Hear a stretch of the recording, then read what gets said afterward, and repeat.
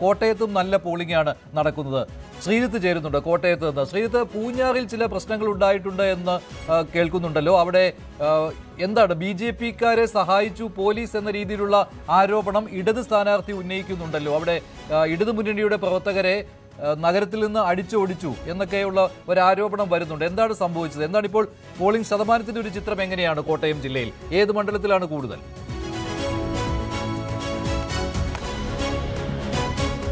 മഞ്ജുഷ, ഇത് കൂവപ്പള്ളിയിലാണ് ഈ സംഭവം ഉണ്ടായത്. കൂവപ്പള്ളിയിൽ എത്തിയ ഇടത് സ്ഥാനാർത്ഥി സെബാസ്റ്റ്യൻ കൊളത്തിങ്കലോട് അവിടെ ഉണ്ടായിരുന്ന ഇടത് പ്രവർത്തകർ ഈ പരാതി ഉന്നയിക്കുകയായിരുന്നു. അതായത് പോലീസ് ഇടത് പ്രവർത്തകരെ മാത്രം ബൂത്തിൽ നിന്ന് മാറ്റി നിർത്തുന്നു. അതായത് ബൂത്ത് ഏജന്റുമാരല്ല, അതല്ലാതെ മറ്റ് BJP-ക്കാർ ഉൾപ്പെടെയുള്ളവരെ ഈ പരിസരത്ത് ബൂത്തിന്റെ പരിസരത്ത് നിർത്തുന്നു, ഇടത് പ്രവർത്തകരെ മാറ്റി നിർത്തുന്നു എന്നുള്ളതായിരുന്നു പരാതി.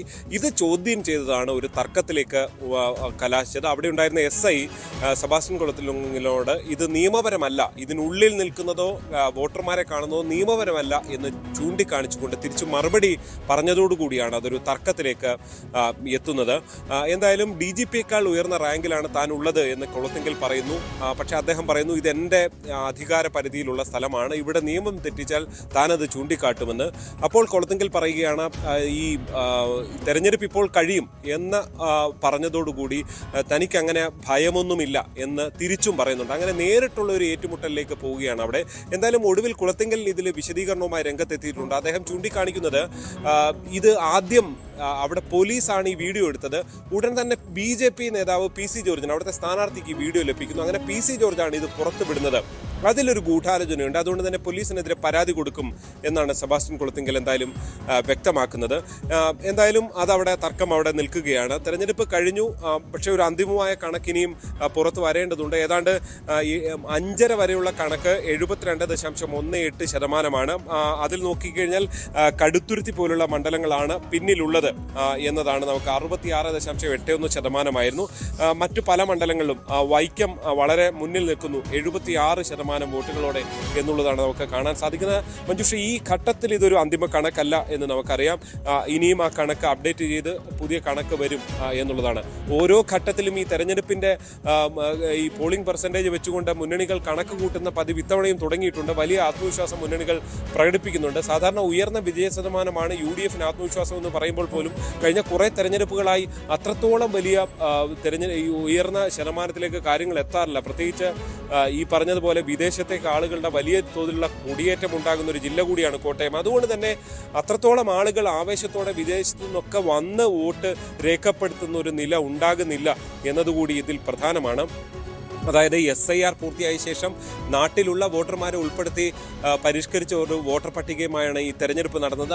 ആ ഒരു വോട്ടർ പട്ടികയിൽ പോലും ഏതാണ്ട് പരമാവധി ഒരു 75% അപ്പുറത്തേക്ക് മാത്രമാണ് പോകുന്നത്. ഒരു 80 കടക്കുമോ എന്ന സംശയം ഇപ്പോഴും കോട്ടയം ജില്ലയിൽ നിൽക്കുകയാണ്. UDF ഒരു കനത്ത പോരാട്ടത്തിലൂടെ ഒരു തിരിച്ചുവരവ് നടത്താൻ ഉദ്ദേശിക്കുന്ന ഒരു ജില്ല കൂടിയാണ് കോട്ടയം. അവിടെ ഇത്ര മതിയോ എന്ന സംശയം ബാക്കിയാണ്. എന്തായാലും പക്ഷേ മുന്നണികളൊക്കെ പല മണ്ഡലങ്ങളും പല വ്യത്യസ്ത സാഹചര്യങ്ങളാണ്. അതുകൊണ്ട് ഒരേപോലുള്ള പോളിംഗ് ശതമാനം കൊണ്ട് മാത്രം വിജയം എന്ന് ഉറപ്പിക്കാൻ ഒരു മുന്നണികളും തയ്യാറല്ല. പക്ഷേ ഓരോ മണ്ഡലത്തിലും കേന്ദ്രീകരിച്ചുള്ള ചർച്ചകൾ തുടങ്ങി. ശരിയാണ്. അതേസമയത്ത് തന്നെ ചില ബൂത്തുകളിൽ ഇപ്പോഴും വോട്ടർമാർ ഉണ്ട്. ആ ദൃശ്യങ്ങളാണ് കാണുന്നത്. അവർക്ക് സ്ലിപ്പ് നൽകിയ ദൃശ്യങ്ങളാണ്. സ്ലിപ്പ് നൽകി അവരെ വോട്ട് ചെയ്യുവാൻ അനുവദിക്കുകയാണ്. 6 മണി വരെ ക്യൂവിലുള്ള എല്ലാവർക്കും വോട്ട് ചെയ്യുവാനുള്ള അവകാശമുണ്ട്. അതിന് പോളിംഗ് ഉദ്യോഗസ്ഥർ അവർക്ക് സ്ലിപ്പും നൽകുന്നുണ്ട്.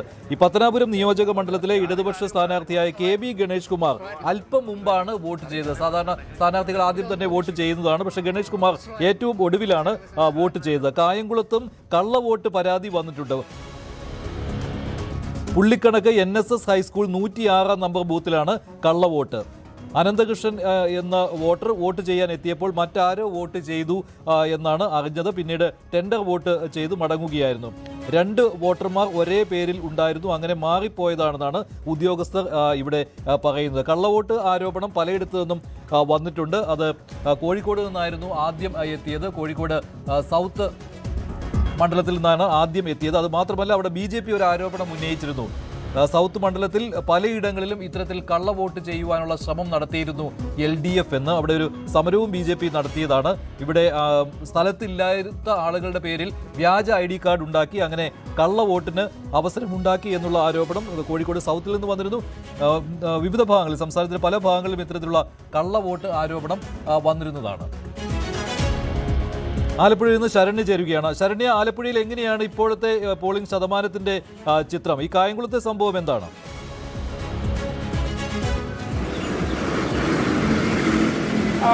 മഞ്ജുഷ, കായംകുളത്ത് മാത്രമല്ല ആലപ്പുഴയിൽ രണ്ടിടങ്ങളിലാണ് അത്തരത്തിൽ വോട്ട് പ്രശ്നം ഉണ്ടായിട്ടുള്ളത്. അതായത് പോസ്റ്റൽ ബാലറ്റിൽ ആയി വോട്ട് രേഖപ്പെടുത്തി കഴിഞ്ഞിരിക്കുന്നു എന്നുള്ളതാണ് ലഭ്യമായിട്ടുള്ളത്. അതിൽ ആദ്യ പരാതി വന്നത് അമ്പലപ്പുഴയിലായിരുന്നു.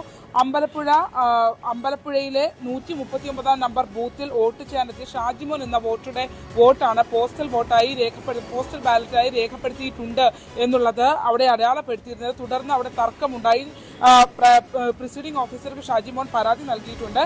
മാത്രമല്ല, ഈ സമാനമായ സംഭവം തന്നെ കായംകുളത്തും ഉണ്ടായിട്ടുണ്ട്. ചെങ്ങന്നൂരിലും ഇതുപോലെ തന്നെ ഉണ്ടായിട്ടുണ്ട്. BJPയുടെ 39 നമ്പർ ബൂത്ത് പ്രസിഡന്റ് AG ഗോപാലകൃഷ്ണന്റെ വോട്ട് മറ്റൊരാൾ ചെയ്തു എന്നുള്ളതാണ് പരാതിയായി ഉയർന്നിട്ടുള്ളത്. പിന്നീട് ഗോപാലകൃഷ്ണൻ കൗണ്ടർ വോട്ട് ചെയ്യുന്ന ഒരു സാഹചര്യമുണ്ടായി. കായംകുളം പുള്ളിക്കണക്ക് 105 നമ്പർ ബൂത്തിലും ഈ കള്ളവോട്ട് നടന്നിട്ടുണ്ട്. അനന്തകൃഷ്ണൻ എന്നയാളുടെ വോട്ടാണ് മറ്റാരോ ചെയ്തിരിക്കുന്നത്. ഇതൊക്കെ തന്നെ പോസ്റ്റൽ വോട്ടുകളായി ചെയ്തിരിക്കുന്നു, ബാലറ്റുകളിൽ ചെയ്യപ്പെട്ടിരിക്കുന്നു എന്നുള്ളതാണ് രേഖപ്പെടുത്തിയിരിക്കുന്നത്. എന്തായാലും ആലപ്പുഴയിൽ വലിയ വാശിയേറിയ മത്സരം തന്നെയാണ് ഇത്തവണ ഉണ്ടായിരുന്നത്.